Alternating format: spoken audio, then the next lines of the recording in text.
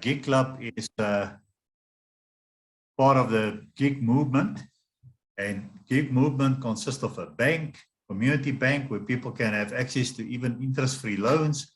People can learn the IP of how to take their families on a generational journey and build a generational fund.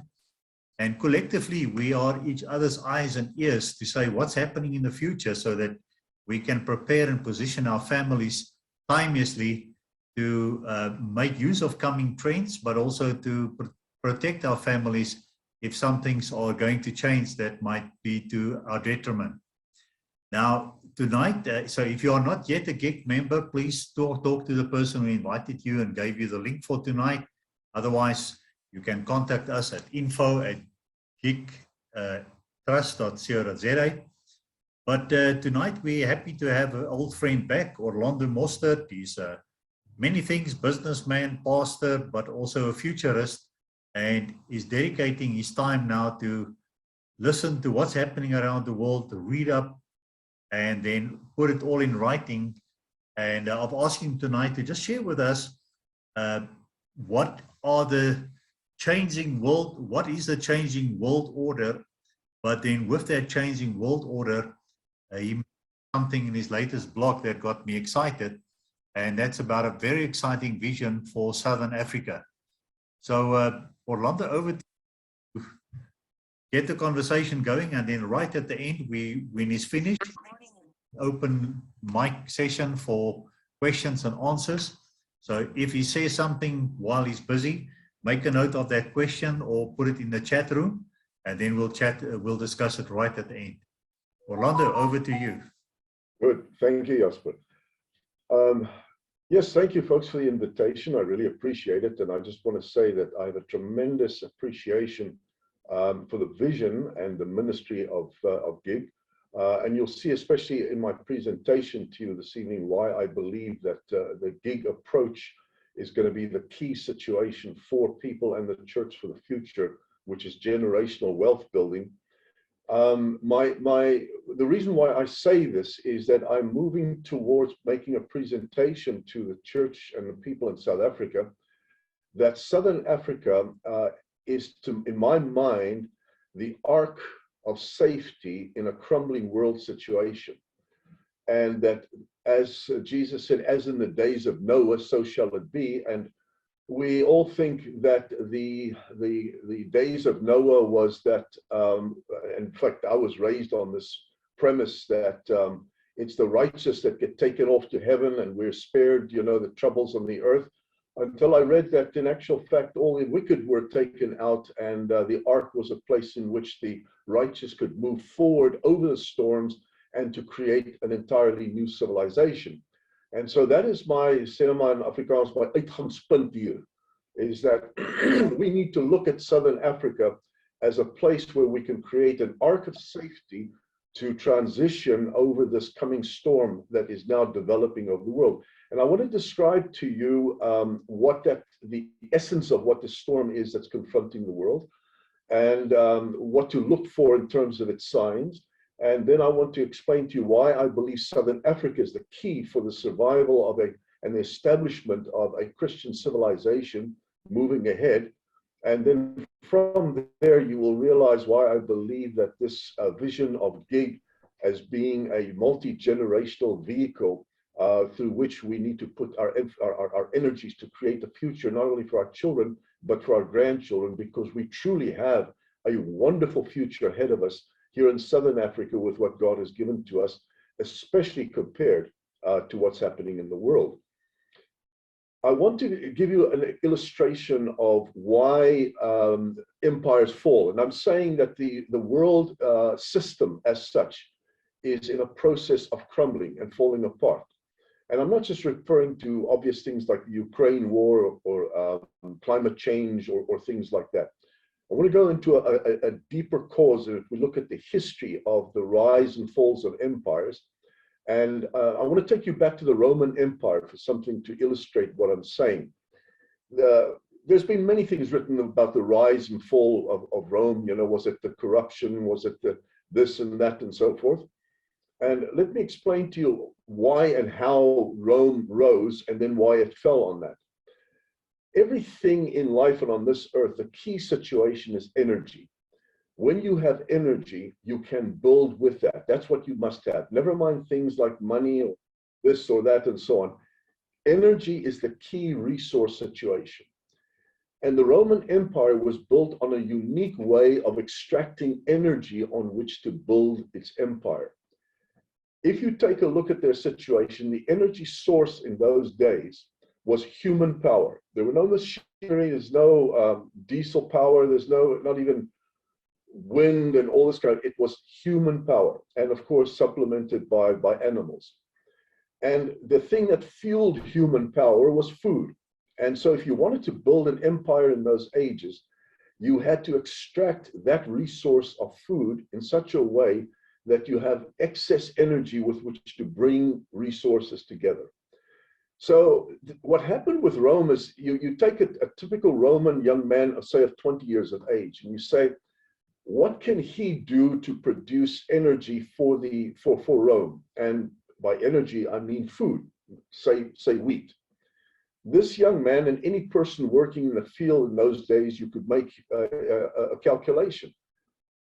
Half of anything he produces, he needs himself for the energy in his body, and the other half was available. The half that's available, we call free energy. That's energy that's available for trading with and for doing things and so on. But half of it was required to keep that young man going. So Rome made this calculation and said, can we get more energy, free energy from him working on a farm? Can we not get more energy from him dressed up in armor and a spear and a sword and get him to extract food in other places? And the key in those days was Egypt. Egypt was the Saudi Arabia of energy. The food resources there were enormous. So Rome made this interesting calculation. The more young men they put under armor, the more they can extract from other areas around them to feed into Rome. They can get more energy extraction out of a soldier at the point of a sword than a young man plowing a field with an animal. And so what they did was they sent their legions out. They started extracting, well, we call it food and resources and so on, but let's call it energy. They extracted that from all around their empire. The reason that Rome fell was they soon got into a situation where more and more soldiers were needed. Their army eventually went to 250,000 people. Then you need bureaucrats, and then you need tax collectors, and then you need the upkeep of roads, and a huge bureaucracy grew up around this whole situation. And what eventually happened was the free amount of energy that they could extract from all of their provinces was not enough to feed and keep 1 million people in the city of Rome going. And soon things started to crumble because technically, in physics terms, the amount of free energy that was available after you've expended so much on keeping legions going and bureaucrats and all the rest of it, there was not enough to power the empire to keep it going. And so things started crumbling all over the place. That is a model that you can take forward through all of time. The next great source of energy was wind. The Dutch managed to capture wind energy in their windmills. They turned the rotation of a windmill into up and down action with a cam. They put the saw onto that, and they started cutting timber and making ships. And with those ships, they could sail and extract riches from around the world and bring it in. The British Empire was built on the fact that they found an even better energy resource in the form of coal under their ground. And so started the Industrial Revolution, when they could turn heat into steam and turn that steam into engines that would power the empire forward. The American empire was started and built on discovering another source of energy, which was oil. And that had a tremendous amount of energy that you could get out of there. And with oil, you could not only get power for motion and so on, but they discovered you could make all kinds of chemicals and various things out of the carbon chains that come out of that. In fact, today, you get over 6,000 different products that come out of oil energy. Now, here's the important situation that powers empires. And the concept is this. The amount of energy what amount of energy does it take to extract energy. How much energy are you extracting from how much you put in? Now, when oil was first discovered in America, it was a huge race. It was easy to get the oil out of the ground. It just shot up. You've seen these pictures of these oil drillers, and they put a drill in the ground, and there out spurts the oil all over the place. It was thousands of barrels coming out. And so the ratio of the amount of energy coming out to the amount of energy you put in was enormously high. So America had an enormous amount of free energy available. That free energy, very little was needed for now growing crops. They could then shift people into cities, and they could now do other things, and you can now have a bureaucracy, and you can have an army, and you can have education, and you can have all kinds of other things to power a civilization, because you have all of this energy that's available to you. The situation then in America changed, where they started losing a lot of that energy because the things coming out of the ground that started getting more and more difficult to get that oil out, to get the energy out. And so they started importing it from overseas. And what America and what Britain found out as well too is, you can have another way of extracting energy from other places. Instead of exchanging goods, you can make people believe that the money that you're offering them has power in it, and you can go and buy that energy. And so that's what America did. They told the Saudi Arabians, where the next big oil discoveries were made, we will protect you with our army, with our fleets and so forth. So the American empire, which started on the basis of a lot of free energy out of oil and the productive capacity that came out of that, until that started falling off. And they had to find another way, as the British did, of extracting resources from the world. And they found out that, well, if they could ship dollars overseas and the British could ship pounds, they could extract a lot of wealth from all over the world. And so the dollar standard as reserve currency, and the British did that first with the pound. And that seemed to work, because everybody wanted dollars, everybody wanted pounds, and they had these reserve currencies, and they could go out into the world and extract energy all over the world. Here is what's happening now in the shift of the ages. Extracting energy to keep the Western way of life going. And remember, you need a lot of energy to keep the Western world going. I mean, you've got a civilization that just absorbs enormous amounts of energy in order to keep it going. We're now in a situation where an energy starvation is taking place. That is, the amount of energy that it takes to get energy out of the ground is growing all the time. And so the ability of the world system to function, now, all sorts of people have all sorts of things. Well, why the West this, and it's corruption, and it's morals, and it's all sorts of things and so on. No, take it right back down to energy. We have not got enough free energy in the West in order to devote it to all sorts of things. They have to keep extracting with dollars all over the world things that our people are making. So what happened was that America made this deal with China back in 1990. And I'm taking now the area from 1990 to 2020, these 30 years. There was a movement of America shifting their factories into China to make cheap production for America. And Europe had a deal with Russia, where Europe would get cheap energy from Russia, and they would pay in euros. America would get cheap production out of China, and they would pay in dollars. And for 30 years, from 1990 to 2020, the entire Western economic system ran on this. Europe was subsidized by cheap energy from Russia. America was subsidized by cheap production coming out of especially places like China.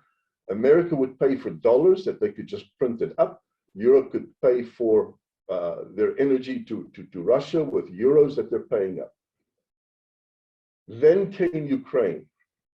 And actually before Ukraine, Russia and China and countries around the world had come to a point where they said, now wait a minute, we need something more than dollars and euros. We're not getting fair value for what we're doing.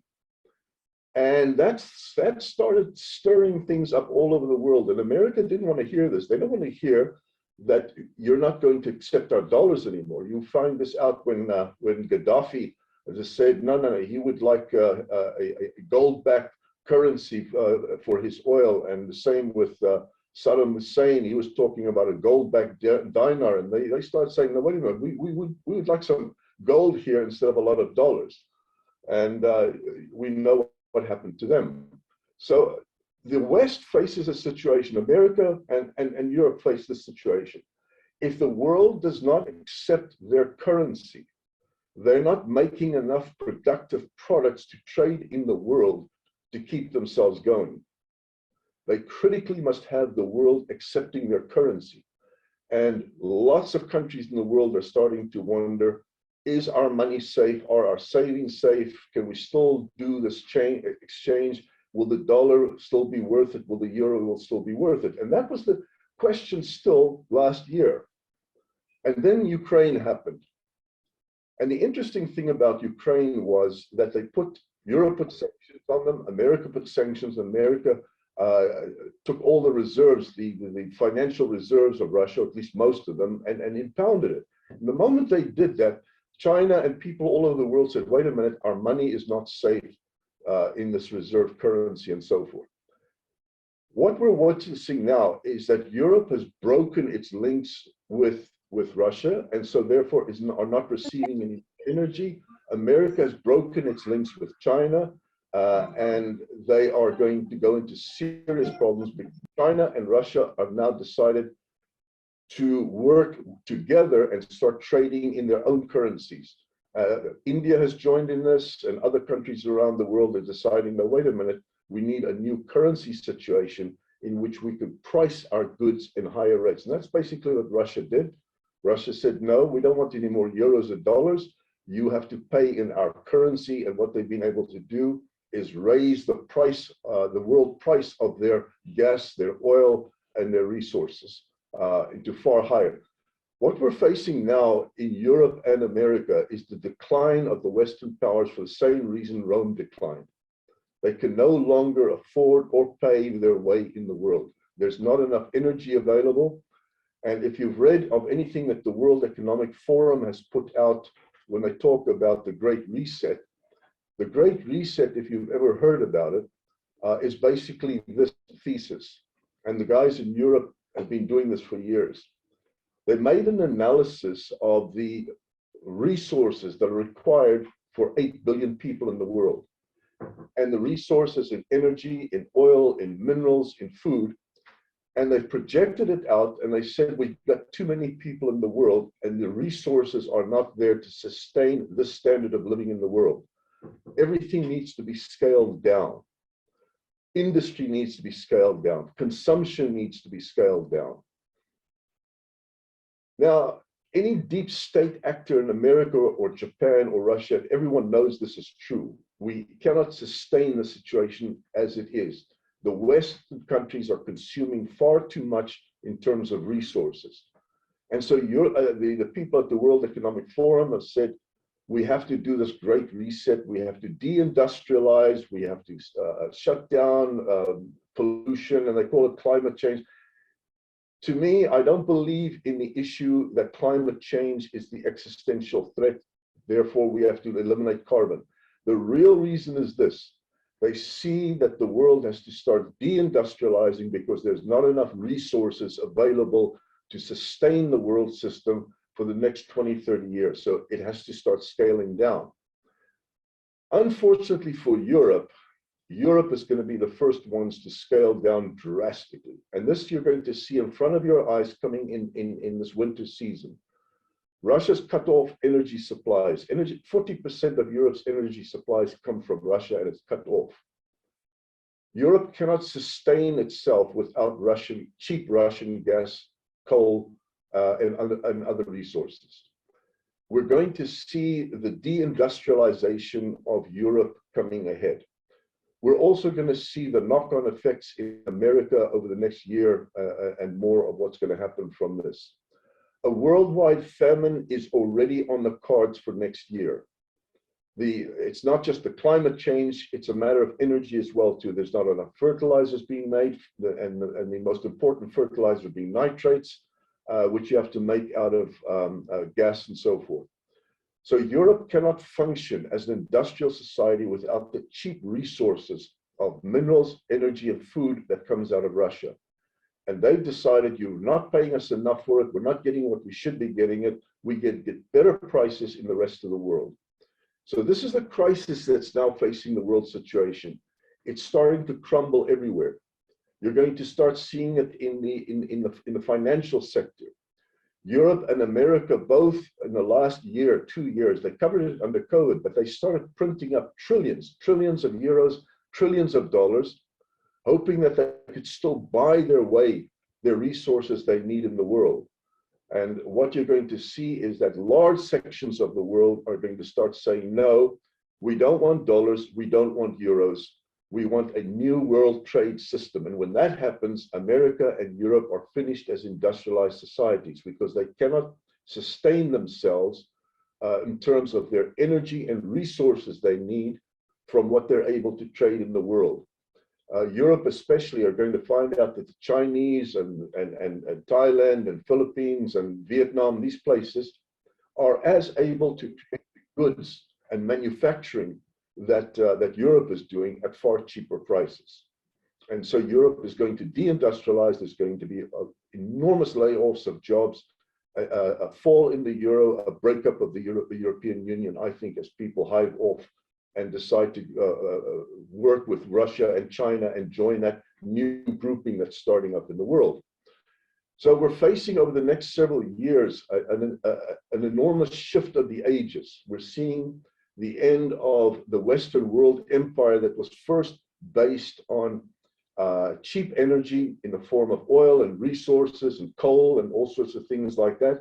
And as those resources ran out, they then substituted money in order to buy up those resources from the rest of the world. That money power is now drying up, and the West and what we call the Western world economy is crumbling, and you'll see it over the next number of years. That's my thesis, that this is the shift that's taking place. Now, the question is, what about us here in Southern Africa? And this is one of the reasons why I was speaking to Jasper about this, and he saw some of the things I was writing. I've got tremendous vision and faith for what's going to be happening in Southern Africa. And the reason is this. Apart from the prophetic, now I'm a prophetic guy. I love scripture. I love what God is doing in the earth. And I've written about Southern Africa's prophetic destiny, and God's prophesied about us as the people which are beyond the rivers of Ethiopia, where he's going to raise an ensign. And I believe in the scriptural prophetic destiny of Southern Africa. However, put that aside for a moment. What are the resources that can take us through? What is the arc that's going to take us through this coming storm? If you look at a world that is dying because of a lack of resources, there are only two places on planet Earth where you have all the resources that you need if you're going to start a new world civilization. And by that, I mean you need energy resources, you need mineral resources, you need food resources. And you need all three of those in one place, because most countries in the world haven't got all of those things. They lack most of those, so they must trade, they must do all these things. But if no trade was available and you had to start in one place and you had to have all of those resources in one place, Southern Africa and Russian mainland are the only two places on planet Earth where you've got all the minerals that you need to make steel, to make stainless steel, to make those kinds of things that you industrialize with, where you have all of the necessary energy resources. Russia has coal, gas, oil, and so on. But Southern Africa also has energy resources. We have enormous energy resources. South Africa uses 250 million tons of coal a year. Some is exported, some is burnt in our factories. A lot goes into Eskom, but 250 million tons of production of coal. I mean, it's enormous. There's very few countries in the world that are capable of this. How long can we use that? Now, Botswana has got 250 billion tons in reserves. Mozambique's got a similar amount. South Africa's got a couple of 100 billion.